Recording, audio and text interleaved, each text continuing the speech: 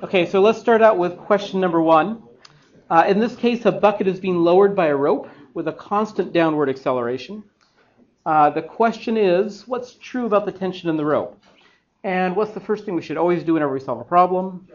Draw a picture. Even though this is a multiple choice question, you still get partial credit for showing work. So in the margin here, I'll draw a rope with a bucket attached to it. That's got a certain mass. Next thing we always do is we draw a free body diagram. In this case, we have a tension going up, and we've got a weight of the bucket going down. Our free body diagram isn't done because it always needs a F net. It is going down, and it's speeding up as it goes down. So if we were to draw a dot diagram, we'd see that the bucket was going slowly and then it sped up as it went down. So that means that F net must be pointed downward. And if F net's pointing downward, that means really the weight must be bigger. So the weight of the bucket has to be greater than the tension. So what is our answer? I guess that's a false. Okay, number 2. This is similar to one we saw in class. We got these buckets, not these buckets, but these blocks moving to the right. They've got a velocity, but they're slowing down as they interact with our hand. We might try to quickly draw a free body diagram for every body in the problem, because remember, if we have multiple bodies, we have to draw lots of free body diagrams. If this were body A, it would have a force of B on A acting upon it. And we always have to figure out what the net force is doing. It is slowing down as it's moving to the right. So that means the net force must be going to the left. For body B, we have the force of the hand on B going to the left, the force of A on B going to the right, and just like the other block, it's slowing down as well.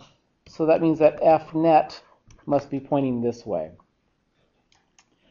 When we look at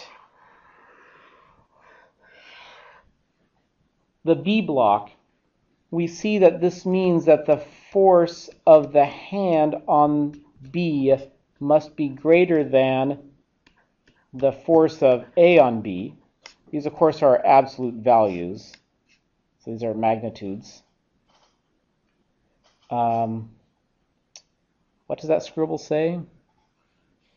A on B? Sorry.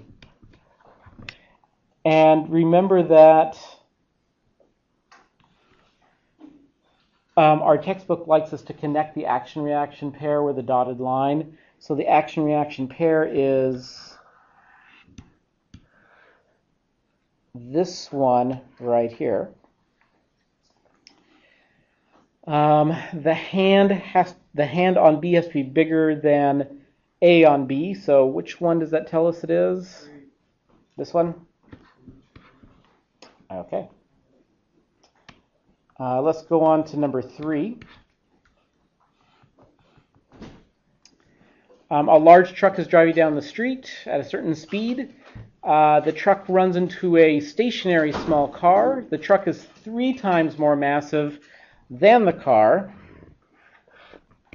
So what is...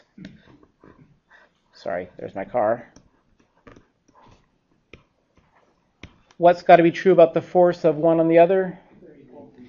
They're equal and opposite because it's an action-reaction pair. And again, the way we thought of it in class is we said, well, what if we put a force meter or a bathroom scale, which makes a great force meter, right here between the two? It doesn't matter which way we face the dial. We always get the same force between the two.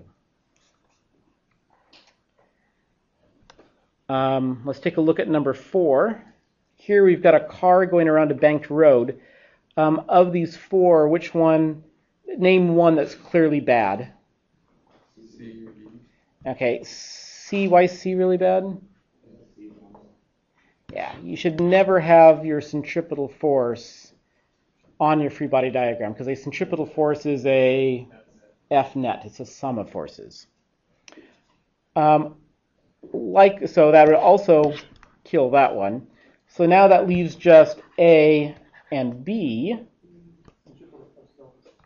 Let me take a quick poll of the class. Is it A or B? Put one finger up for A, 2 for B. Looks like everyone's doing 2. The reason being is that the centripetal force always points towards the center of the circle.